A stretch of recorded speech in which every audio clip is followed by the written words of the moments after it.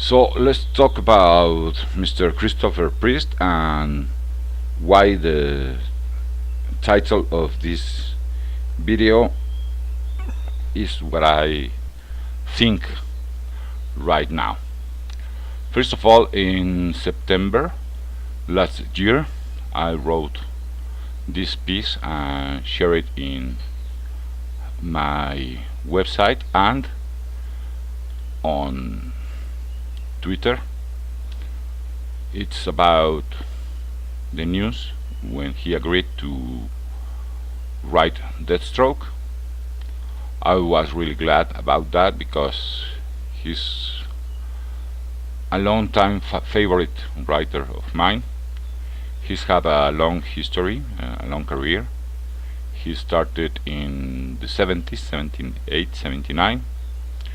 He's been an editor, a writer for many famous books. He's not a newcomer to the industry. He was in The Falcon, he was in Spider-Man, he was in Conan, he was in Power Man and Iron Fist, he was in Green Lantern, and he was, of course, in Black Panther, which many people, it's the only reason they think about him. Racist people, by the way. Okay, so back then CBR got an interview with him, and he said that he was rejecting, he was away from the industry because they only wanted to give him black characters to write. So he spent 10 years absent from the industry, and then DC offered him Deathstroke. So he accepted, and one of the reasons was because Deathstroke isn't black.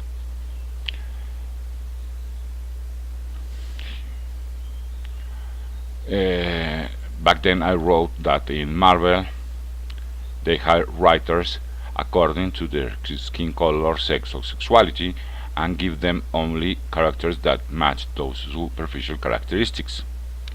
Okay, this is relevant again because of this interview he gave to comicbook.com, where he talks about being black in comics and the industry's future. And he again gets asked, what brought you back to comics this time? And he again tells how he didn't want to be typecast as a black writer. He's a writer, not a black writer, and as such he can write anything, and he's right. He has proven so time and time again. He even says that the DC and Marvel are listening to chatter on Twitter insisting that only black lesbian writer could write a black lesbian character, and that's nonsense. Yes, Mr. Priest, you're correct, you're right. This is nonsense. A writer writes like you say. Yes, Tom Clancy could write anything. Yes, and so can you, and so can any writer worth its salt. So he kept rejecting projects from DC and Marvel because they know he's a good writer, but they kept pitching to him only black characters, and he didn't want that. He wanted good characters. He wanted projects that got him fired up. So then DC comes and gives him Deathstroke. Okay, don't tell me, he says, quote unquote, don't tell me I can't write a Chinese lesbian superhero. That's bullshit. I can't write anything. The problem is the two major companies don't have anybody of color in upper management, with the exception of Jim Lee. There are certainly no African Americans in upper management. Anytime I'm writing anything about race now, I get all these notes back where they're wringing their hands and not sure about anything. They're terrified of the Twitterverse. But half of those people aren't even reading your comics either. The people complaining about quote-unquote diversity and representation, more than half of them don't buy books. They pirate them. If they read anything, they don't buy. Well, more than half. I will go as high as 80-90% of them. They're getting on Twitter and you're terrified of them, he says, and guiding your publishing program based on it. Just do good stories, well told, and you'll see the return on it.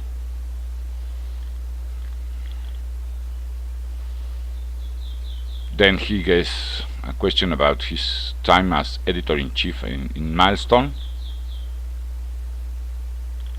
And let's see where he talks about the problem of the industry. So he comes back and he talks about how there's only a handful of people whose personal sensibilities determine which books get greenlit. They need to be willing to greenlit books they don't like. I don't understand half of what Garth Ennis writes, but Garth has an enormous gift and a huge audience. Then down here he says, we have to get back to doing what's right for the companies. The companies are way too insular, way too male, and way too white. Until that changes, nothing gets better.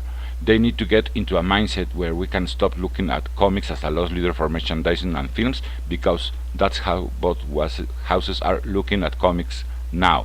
When they want to start talking the publishing seriously, we're going to have to put real money into developing bottom-end distribution. That may anger Diamond and Teacup retailers, but that has to happen because you can't keep on this way. You can't keep selling 35,000 copies of Potato Man. You have to sell 350,000 copies of Potato Man. Okay, this is going to lead to another video I'm planning about this, but right now I want to focus on this part here. Okay, he was talking about how he gets typecast as a black writer, and then he comes here to tell us that we have to get back to doing what's right for the companies. What's right for the companies, Mr. Priest, is pleasing its customer base. That's it. If you make it, they will come. If you do good comics, we will buy it. Then he says the companies are way too insular. Okay, too insular. Yes, they are too insular. They are mostly extreme left ideologues. Mostly. Not all of them, but mostly. And that's the real problem. But since you share this ideology, at least when it doesn't hurt you personally and in business, then you are unwilling to speak about this. Okay? Next you say, way too male. Really? Okay, how many women should there be? Should we start forcing women? How do you plan to get more women writing and editing and coloring and drawing and everything in comics? How exactly? Are you going to implement quotas? Are you going to start forcing them? Are you going to, I don't know, get them from Twitter and give them projects that they may not be interested in or capable of? Next you say, way too white. Okay, Mr. Priest, let me tell you, you want your cake and eat it too. You don't want to be typecast as a black writer. You want to be a writer. But you're still parroting the same exact talking points of the ideology that got you typecast as a black writer. Until talented people like you stop either believing this, because I don't know if you really believe it, or just parrot the lines because it could get you out of a job if you don't. But until powerful people, talented black Latinos like myself, Asians, women, everybody stop talking like that, stop thinking there's a correct number of white people that can be in certain position. Until then, the problem prevails. By parroting those talking points, you become part of the problem. And to you people listening that may think I am being mean to Mr. Priest, I still admire him. I will still keep buying his books. But let's go to the second part of this interview, where he's talking about the Black Panther film and etc. And let's see what he says about the film. Okay, the film is a mashup of Don McGregor, Ta-Nehisi quotes, not really, and myself. I see some of me in there, but I also see 75% of Don and 20% of Ta-Nehisi. It might be the black ethno state that you're referring when you say you see something of him there. What I did was remodel the house. It was Don's house and it was Stan's house. My Black Panther was way colder, more aloof, withdrawn, and noble in a lot of ways. We saw him through Everett Rose's eyes. The Black Panther in the film is much warmer and more likable, which he has to be to appeal to a wide audience. Funny, because I don't know any Black Panther fan that doesn't love your run in it, sir. So what you're saying is really funny. But then you continue. Initially I had concerns nobody would go see it because it's about a black character. Okay, so you're saying that 60-70% of your country are secret racist, and every single Mexican comic book fan is a racist, and European comic book fans are racist.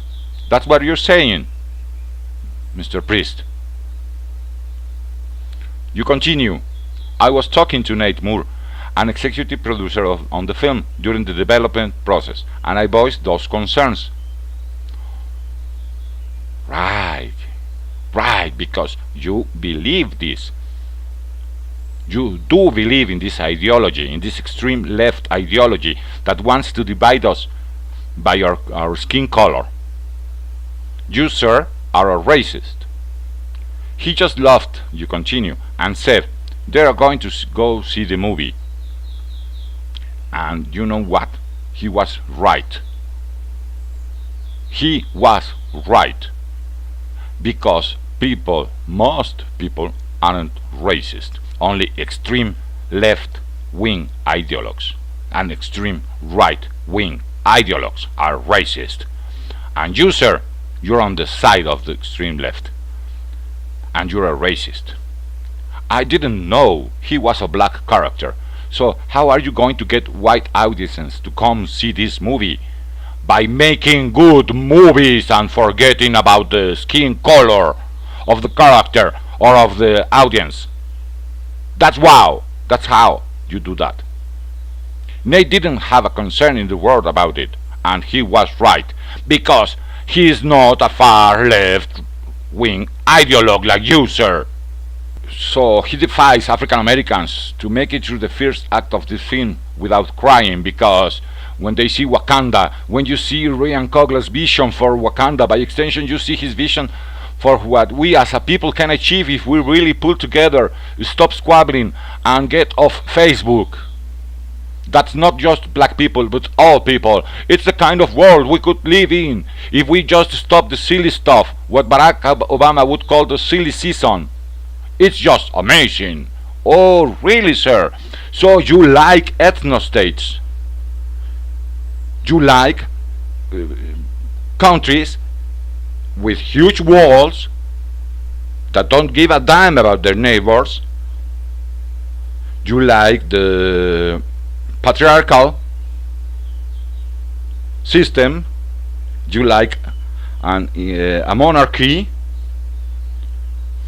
That's what you like? Really? Really, sir? Do you not see you're making exact same argument as the alt-right, sir? Don't you see? You're wrong, sir. You're not helping. You are part of the problem. And then you come and talk about The Color Purple. Great movie, loved it, seen it several times. For the record, once again, no, I'm not black, I'm a Mexican, mixed breed, white skin, if that's of any importance, and still love the movie. I loved the movie way before